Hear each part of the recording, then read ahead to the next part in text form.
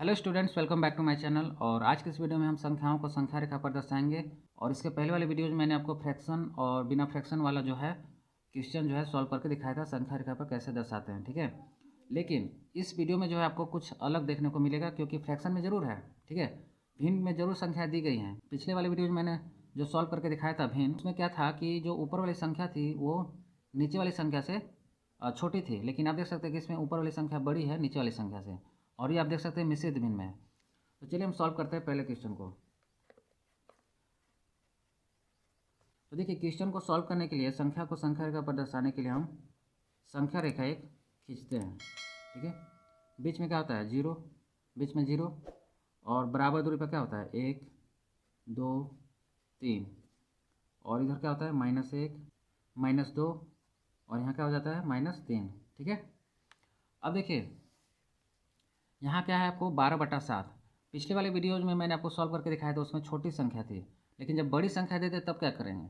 तो देखिए, ये सबसे पहले आपको जो है मिश्रित भिन्न में बदलना होगा। इस तरह के भिन्न में आपको जो है पहले बदलना होगा, यानी मिक्स्ड फ्रैक्शन में बदलना होगा। कैसे बदलेंगे आपको अच्छे से पता है, भाग देना पड़ेगा। 12 में 7 से हम भाग देंगे तो कितना होगा, 7 एकम 7, 5 बच गया, यानी इसको हम 1.5/7 भी लिख सकते हैं।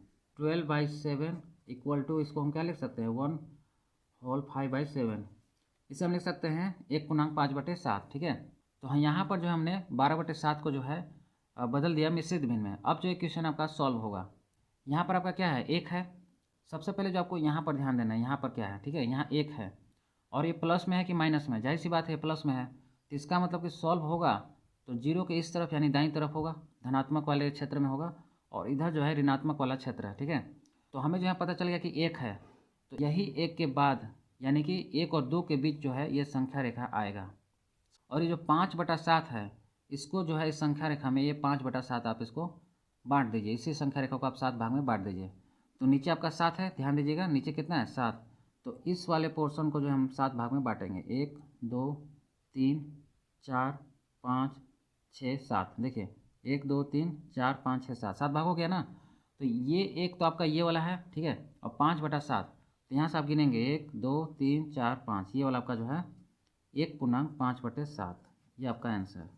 ध्यान दीजिएगा यहाँ पे संख्या रेखा में इस तरह का क्वेश्चन काफ़ी ज़्यादा डिफिकल्ट माना जाता है, काफ़ी ज़्यादा कठिन क्वेश्चन माना जाता है, ठीक है, क्योंकि इससे ज़्यादा हार्ड आपको नहीं मिलने वाला है। तो इसीलिए आराम से आप समझिए कि इसे हमने कैसे सॉल्व किया। ये वाला जो पार्ट है ये आपका जो है ए या बी से आप दिखा सकते हैं, कुछ से भी, ABC कुछ से भी आप दिखा सकते हैं, ठीक है। तो 1.5/7 जो है यही आपका यहाँ पर आ गया, संख्या रेखा में जो है यहीं पर है आपका 1.5/7, ठीक है। तो चलिए उसी तरह दूसरे क्वेश्चन को भी हम सॉल्व करते हैं। दूसरे क्वेश्चन में भी जो है हमें एक लाइन खींचना होगा, ठीक है। बीच में हम जीरो लिखेंगे, यहाँ पर 1 हो जाएगा, यहाँ पर 2, यहाँ पर 3, और इसी तरह -1, -2, -3, ठीक है। और एक चीज़ और याद रखिएगा कि दूरी जो है बराबर रहना चाहिए, दूरी जो है कम ज़्यादा नहीं होनी चाहिए, क्योंकि हम बिना स्केल की मदद से जो है इसे हम बना रहे हैं, इसलिए जो है कहीं कहीं दूरी कम या ज़्यादा हो सकती है, लेकिन आपको जो है स्केल से ही बनाना है, ठीक है। अब देखिए दूसरे सवाल में जो संख्या है वो पहले से ही मिश्रित भिन्न में दिया गया है, आप देख सकते हैं यहाँ पर मिक्स फ्रैक्शन में पहले से ही है, तो आपको ज़्यादा मेहनत करने की ज़रूरत तो है नहीं। सबसे पहले आपको यहाँ देखना है ये कितना है, 2, और उससे भी पहले आपको ये देखना है कि ये प्लस है या माइनस है। जैसी बात है प्लस है, तो प्लस वाला भाग तो इस तरफ है, ठीक है, जीरो से इस तरफ है, और माइनस वाला भाग इस तरफ है, यानी कि जो सवाल सॉल्व होगा वो इस तरफ ही सॉल्व होना है, ठीक है। अब कहाँ सॉल्व होना है ये हम देखेंगे। तो यहाँ पर देखिए 2 है, तो 0, 1, 2, यहाँ पर 2 आपका पॉइंट आ गया, यहाँ पर 2 आपका पॉइंट आ गया ये वाला, ठीक है। और इसके बाद यानी 2 3 के बीच में जो है आपका ये वाला पार्ट आएगा 3/5, और ये 3/5 कैसे आएगा, देखिए नीचे कितना है, 5। तो आपको जो ये संख्या रेखा दिख रहा है यहाँ 2 और 3 के बीच, इसे जो आपको 5 भाग में बांटना है, 1, 2, 3, 4, 5, 5 हो गया। अब देखिए यहाँ पर कहीं कहीं दूरी जो है कम ज़्यादा हो गया, यहाँ पर देख सकते हैं ज़्यादा दूरी हो गया, और यहाँ इधर कम दूरी, तो आपको जो है दूरी जो है बराबर रखना है, ठीक है। आप स्केल की मदद से आराम से कर सकते हैं। तो ये आपका 2 आ गया ये वाला, ठीक है। अब 3/5, तो आप इधर से गिनिए 1, 2, 3, तो ये वाला जो पार्ट है आपका 2.3/5 आ गया, और इसे आप जो है PQM कुछ, चलिए एम से ही हम दर्शा देते हैं, ठीक है। आप कुछ भी मान सकते हैं, कोई दिक्कत नहीं है। आप यहाँ पर लिख दीजिएगा एम जो है इस प्रकार लिख देंगे, इस प्रकार एम 2/3/5 को दर्शाता है, बस लिख दीजिएगा, हो जाएगा, ठीक है, आंसर हो जाएगा। तो उसी तरह जो आप इस दोनों क्वेश्चन को भी जो है सॉल्व करके देख लीजिएगा, से आराम से सॉल्व हो जाएगा, कोई दिक्कत नहीं होगा। इसमें तो आपको पहले निकालना पड़ेगा।